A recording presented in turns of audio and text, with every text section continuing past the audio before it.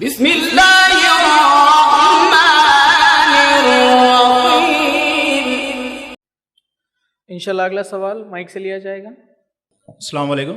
میرا نام سید طارق ہے۔ میرا سوال یہ ہے کہ والد ہو یا نہ ہو، بھائی کے لیے بہن کا مطلب کہ میرے اوپر اپنے بہن کا کتنا حق ہوگا، مطلب کہ میرے کو کس حد تک ہے تو اس کو دیکھنا ہوگا، کیئر کرنا ہوگا،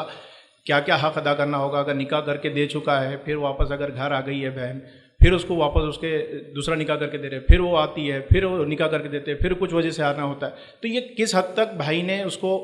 کیئر کرنا پڑے گا، مطلب کہ کہاں تک؟ اور جیسا کہ کچھ اگر پھر باپ کی کچھ وراثت ہے یا پھر کچھ معاملات ہے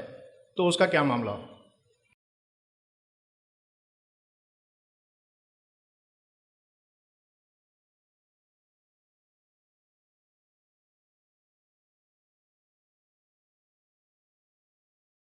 بھائی نے ایک سوال کیا ہے کہ بھائی کا بہن پر یا بہن کا بھائی پر کتنا حق ہے، خاص طور سے والد اگر نہ ہو تو یا نہ ہو دونوں شکل میں کتنا حق ہے۔ جیسا کہ وراثت کا معاملہ ہو گیا تو یہ تو والد کے انتقال کی بات ہو گئی۔ وراثت کا معاملہ نہیں ہے، والد اگر حیات ہے اور زندگی میں کر رہے ہیں، نکاح کر کے دے رہے ہیں، والد شاید نہیں کماتے ہیں تو پھر بہن واپس آ رہی ہے تو بھائی کو ہی وہ کرنا پڑا ہے، سیکنڈ میرج کر کے دینا ہے، یا اس کے علاوہ دیگر مسائل ہے تو کتنا ہے۔ تو دیکھیے، یاد رکھیے کہ نبی اکرم صلی اللہ علیہ وسلم سے ایک مرتبہ سوال ہوا، ماں باپ میں سے دونوں میں سے کس کا حق پہلے ہے؟ تو کہا ماں کا، پھر کہا اس کے بعد تو کہا والد کا، کہا اس کے بعد تو کہا بہن کا، کہا اس کے بعد تو کہا بھائی کا، کہا اس کے بعد تو اس سے اقربین اور اس سے اقربین، اس کے بعد نزدیک رشتہ دار، اس کے بعد کے نزدیکی رشتہ دار۔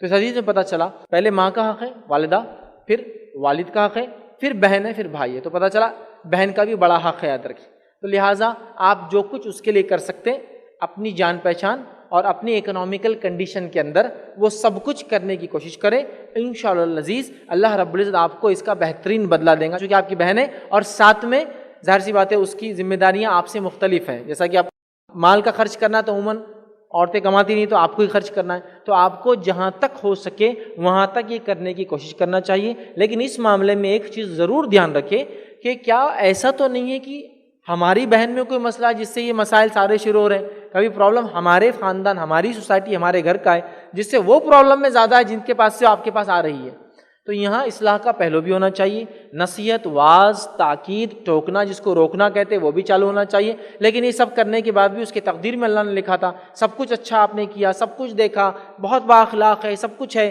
لیکن اس وقت حادثہ ہو گیا، شوہر پہلا اچھا نہیں ملا، واپس آ گئی، تمام مینیج کرنا پڑا۔ تو جو کچھ آپ کر سکتے ہیں اس کے زندگی میں اللہ نے آپ کو دے رکھا ہے تو آپ کرنے کی انشاءاللہ العزیز کوشش کیجیے، اللہ رب العزت آپ کو اس کا بہترین بدلہ دے گا، چونکہ آپ کے سب سے قریبی لوگوں میں سے وہی ہے سب سے پہلے،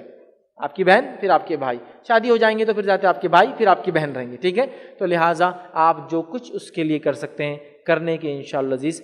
کوشش کریں، یاد رکھیے، چاہے وہ مسئلہ اگر ان کے بگاڑ کا تو ان کی اصلاح کی شکل میں، اور اگر واقعی میں ان کے ساتھ یہ ایسے آزمائشیں آ رہی ہے اللہ کی طرف سے تو ان آزمائشوں میں جو کچھ آپ کر سکتے ساتھ کھڑے رہ کر، آپ خود بھی، آپ کے والد بھی، اور ساتھ میں آپ کے بچے وغیرہ کماتے ہیں تو اپنی پھوپھی کے لیے وہ بھی جو بھی کر سکتے ہیں، چونکہ ظاہر سی بات ہے ان پھوپھی کا بھی ایک درجہ ہے چونکہ وہ والد کی بہن ہے، یاد رکھیں۔ تو جو کچھ کر سکتے کرنے کی اپنی حیثیت استطاعت میں ہم لوگ کوشش کریں انشاءاللہ۔